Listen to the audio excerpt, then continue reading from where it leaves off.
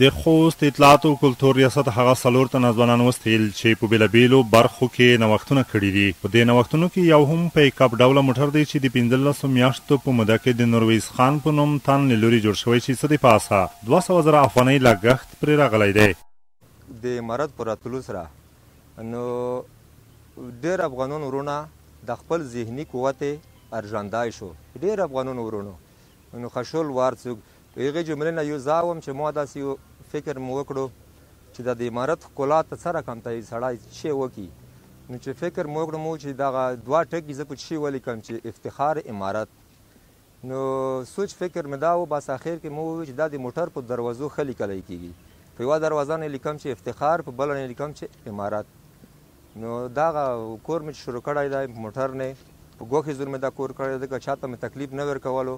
دویم هغه بیا 2 میله وسلې چې یو پکې نرنجک دی د دریو ځوانانو په هڅو جوړ شوي او هیلهمندي ښکاره کوي چې د دولت د همکارۍ په ترڅ کې به ګڼ نور نظامي نوښتونه رامنځته کړي. د کوم ټوپک او کوم نرنجک سیستمونه چې موږ جوړ کړي دي دغه تقریبا د 15 میاشتو په ترڅ کې موږ جوړ کړل او 3 نفر یو چې یو زه خپله بهر شګل او بل فرید الله او بل عبدالمجید میکس را په دغه هغه کې همکار وو. نو دغه چې دی که نه د ټوپک نه چې ټول مصرف شوی دی تقریبا تر 4,500 افغانۍ پورې شوی دی او هر یو نرنجک نه 200 افغانۍ مصرف هم شوی دی او دغه په زجات هم چې دی که نه د یو بل ځای څخه ټل کړي دي او بیا مو یو ځای ته کړي دي او ټوپک او نرنجک سیستم.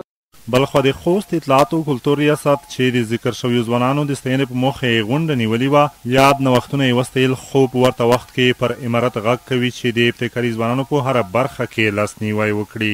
د کوشش کیو چې ځینې سرمایهدار خلک یا د امارت هغه مسؤل ادارې دې ته وهڅوو چې هغوی د داسې وسایلو د جوړولو دپاره مستقله بودیجه ولري. هغه فابریکې چې په هغې کې پرزې جوړیږي، په هغې کې د اوسپنې لابراتوار وي چې په هماغه اندازه پرزې جوړې شوي ته نو دا به انشاءالله تعالی د دې وطن د ابدۍ باعث وګرځي.